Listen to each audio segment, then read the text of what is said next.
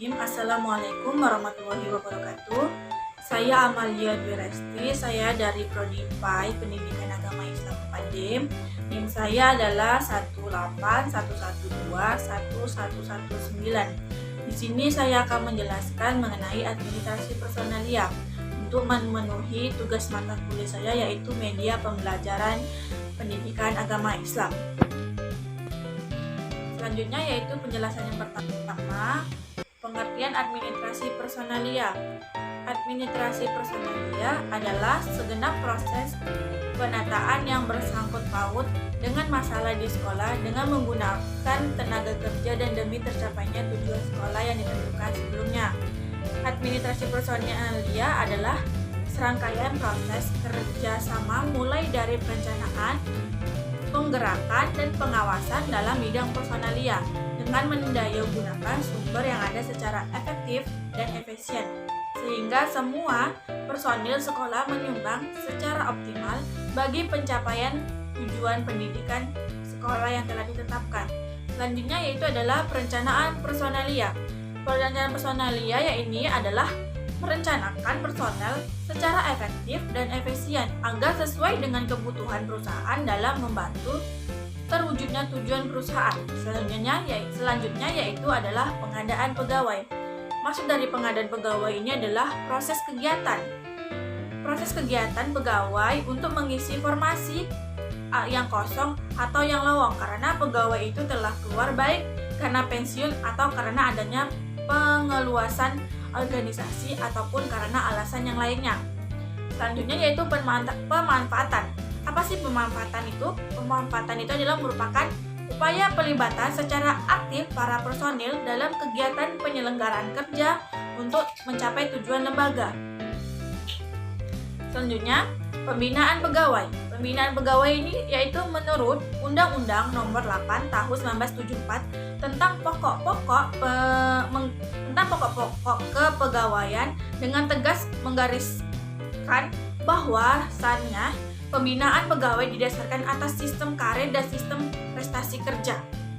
Selanjutnya terakhir yaitu pengembangan personel.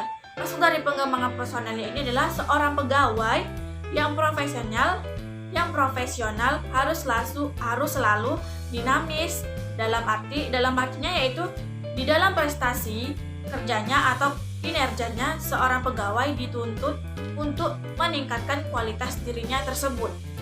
Penjelasan selanjutnya itu mengenai pemberhentian. Maksud dari pemberhentian ini adalah putusnya hubungan kerja seorang karyawan dan suatu perusahaan. Pemberhentian ini dapat disebabkan oleh keinginan karyawannya, keinginan perusahaannya yang berakhiran kontrak kerja dan sebagainya. Penjelasan selanjutnya itu mengenai pensiun. Maksud dari pensiun ini adalah jaminan hari tua dan sebagai balas jasa terhadap pegawai atau pegawai negeri yang telah bertahun-tahun mengabdikan dirinya pada negara. Selanjutnya itu mengenai karakteristik media pembelajaran. Di dalam karakteristik media pembelajaran ini ada 4. Yang pertama yaitu tujuan pembelajaran yang jelas. Yang kedua, materi pembelajaran yang disajikan sesuai dengan komponen atau kompetensi. Yang ketiga itu kebenaran konsep. Yang keempat, alur proses pembelajaran yang jelas. Yang terakhir yaitu petunjukan penggunaan yang jelas. Selanjutnya yaitu mengenai pemanfaatan dan penggunaan media menengah pertama atau SMP dan sekolah menengah atas atau SMA. Di sini yang pertama yaitu dijelaskan mengenai pengertian media pembelajarannya. Adalah media pada hakikatnya itu merupakan salah satu komponen sistem pembelajaran. Sebagai komponen, media hendaknya merupakan bagian integral dan harus sesuai dengan proses pembelajaran secara menyeluruh. Ujung dari akhir pemilihan media ini adalah itu untuk menggunakan media tersebut dalam kegiatan pembelajaran, sehingga kemungkinan siswa dapat berinteraksi dengan media yang dipilih. Kata media itu berasal dari bahasa lain atau medius, yang secara harfiah berarti tengah, perantara, atau pengantar. Dalam bahasa Arabnya itu media adalah perantara atau pengantar pesan dari pengirim kepada penerima pesan. Jadi media adalah alat yang menyampaikan atau mengantarkan pesan-pesan pengajaran. Selanjutnya yaitu mengenai fungsi media pembelajaran. Fungsi media pembelajarannya itu merupakan sangat penting dalam proses pembelajaran karena guru dapat menyampaikan materi kepada siswa menjadi lebih bermakna. Guru tidak hanya menyampaikan materi berupa kata-kata dengan ceramah, tetapi dapat membawa siswa untuk memahami secara nyata materi yang disampaikannya. Makanya di dalam pembelajaran ini membutuhkan fungsi-fungsi media pembelajaran. Dalam administrasi personalia, menurut Wina Sanjaya, ada beberapa fungsi dari penggunaan media pembelajaran tersebut, yaitu di sini menurut Wina Sanjaya ada 5 fungsi dari penggunaan media pembelajaran tersebut. Yang pertama yaitu fungsi komunikatif. Media pembelajaran yang digunakan untuk memudahkan komunikasi antara penyampai pesan dan penerima pesan sehingga tidak ada kesulitan dalam menyampaikan bahasa verbal dan salah persepsi dalam menyampaikan pesan. Yang kedua, fungsi motivasi media pembelajaran dapat memotivasi siswa dalam belajar dengan pengembangan media pembelajaran tidak hanya mengandung unsur artistik saja, akan tetapi memudahkan siswa mempelajari materi pelajaran sehingga dapat meningkatkan gairah siswa untuk belajar tersebut. Yang ketiga yaitu fungsi kebermaknaan penggunaan media pembelajaran dapat lebih bermakna, yakni media pembelajaran itu bukan hanya meningkatkan penambahan informasi, tetapi dapat meningkatkan kemampuan siswa untuk menganalisis dan menciptakan media-media pembelajaran selanjutnya. Yang keempat yaitu fungsi penyamaan persepsi dapat menyamakan persepsi setiap siswa sehingga memiliki pandangan yang lama terhadap informasi yang disampaikan. Yang terakhir dari fungsi pembelajaran fungsi dari penggunaan media pembelajaran menurut Wina Sanjaya yaitu adalah fungsi individualitas.